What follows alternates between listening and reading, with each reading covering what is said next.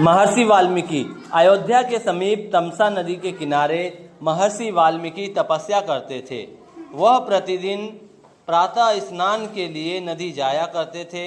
एक दिन जब वह स्नान करके लौट रहे थे तो उन्हें एक क्रोंच पक्षी के जोड़े को क्रीड़ा करते देखा। वाल्मीकि मुग्ध होकर देख ही रहे थे कि एक व्याघ्र यानी मुझे लग रहा है शिकारी ने तीर चलाकर जोड़े में से एक पक्षी को मार दिया। दूसरा पक्षी पास के वृक्ष पर बैठकर अपने मरे हुए साथी को देखकर विलाप करने लगा।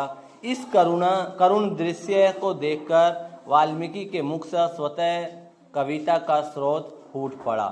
माँ निषाद प्रतिष्ठाम त्वम गम शाश्वती समा यत्क्रोचनी मिथुनम देकम अवधि काम मोहितम। यानी हे व्याघ्र, तुमने प्रेम में मोहित क्रोंच पक्षी के जोड़े में से जो एक को मार दिया है, इसलिए तुम चिर स्थायी शांति यानी प्रतिष्ठा को नहीं प्राप्त कर सकोगे, यानी तुम्हें कभी शांति नहीं मिलेगी।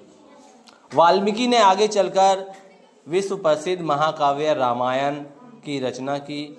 महर्षि वाल्मीकि का जन्म सहस्रों वर्ष पूर्व हुआ। वह कब और कहाँ जन्मे इसके बारे में कुछ भी निश्चित रूप से नहीं कहा जा सकता। बचपन में महर्षि वाल्मीकि का नाम रत्नाकर था। ईश्वरीय प्रेरणा से वह सांसारिक जीवन यानी मोह माया ये सब जो होता है, ठीक है, को त्याग कर परमात्मा के ध्यान में लग गए। उन्होंने कठोर तपस्या की। तपस्या में वह इतने लीन हो गए कि उनके शरीर पर दीमक ने अपनी बोबी यानी वल्मीक बना लिया। इसी कारण उनका नाम वाल्मीकि पड़ा। वाल्मीकि यानी बोबी, जो दीमक अपना घर बना लेती है। तमसा नदी के किनारे स्थित आश्रम में रहकर उन्होंने कई रचनाएं की। प्रसिद्ध ग्रंथ रामायण की भी रचना यहीं पर की गई। रामायण में वर्णित कथा जैसे सुंदर, सुस्पष्ट और भक्ति भावपूर्ण वर्णन दूसरे कवि के काव्य में नहीं मिलता है। वाल्मीकि को संस्कृत साहित्य का आदि कवि माना जाता है। वाल्मीकि रामायण में 7 कांड यानी खंड हैं। उन्होंने अपनी इस रचना में राम के चरित्र का ही नहीं बल्कि उस समय के समाज की स्थिति, सभ्यता, शासन व्यवस्था, लोगों के रहन सहन का भी वर्णन किया है। रामायण को त्रेता युग का इतिहास ग्रंथ भी माना जाता है। महर्षि वाल्मीकि के आश्रम में पुरुषोत्तम श्री राम के पुत्र लव कुश का जन्म हुआ था। उनकी शिक्षा दीक्षा महर्षि की देखरेख में हुई थी। जब राम जी ने सीता को त्याग दिया था, जब वो अयोध्या वापस आ गए थे लंका से जीत के सीता को ले करके, तो कुछ साल वो खुशी से रहने लगे। लेकिन एक समय ऐसा आया कि राम जी को सीता को छोड़ना पड़ा। तो जब उन्होंने छोड़ा तो वन में छोड़ा था। वन में वहीं पे वाल्मीकि थे, वहीं ये रहीं और वहीं पे इनके 2 बच्चे हुए, लव और कुश।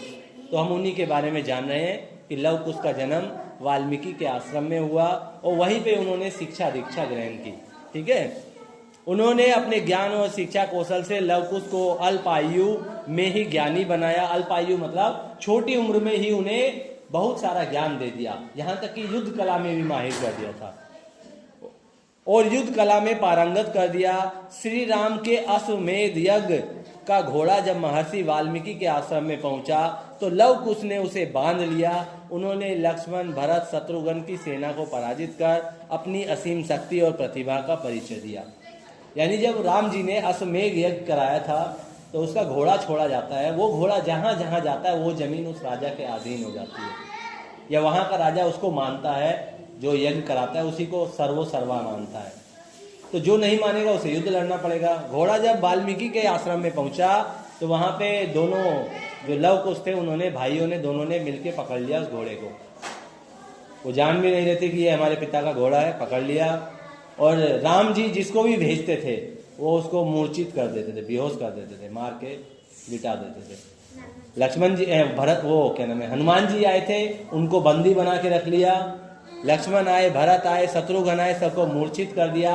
जो भी शक्तिशाली राजा आता था उसको वो मूर्छित कर देते थे। तो वही चीज इसमें बताई गई है। उन दोनों ने श्री राम को भी अपनी वीरता और बुद्धि से हस्तप्रभ कर दिया। उनका यह पराक्रम महर्षि वाल्मीकि की शिक्षा दीक्षा का ही परिणाम था। यानी ऐसे गुरु ने ऐसे शिष्य बनाए कि जो राम से टक्कर ले रहे थे, राम के भाइयों से टक्कर ले रहे थे। महर्षि वाल्मीकि कवि, शिक्षक, ज्ञानी, त्रिकालदर्शी यानी हर समय में देखने वाले ऋषि थे। रामायण ग्रंथ भारत का ही नहीं बल्कि सारे संसार की अनमोल कृति है। महर्षि वाल्मीकि को उनकी नीति, शिक्षा, दूरदर्शिता तथा कृतियों के कारण आज भी सादर और सम्मान के साथ याद किया जाता है। तो एक गुरु के रूप में इन्होंने अपने शिष्यों को ऐसा बनाया कि जिन्हें कोई हरा नहीं सकता था, और कवि के रूप में ऐसे ग्रंथ की रचना की है जिसका पूरा संसार गुणगान करता है। ठीक है, ऐसा ग्रंथ आज तक कभी बना नहीं और शायद कभी बनेगा भी नहीं।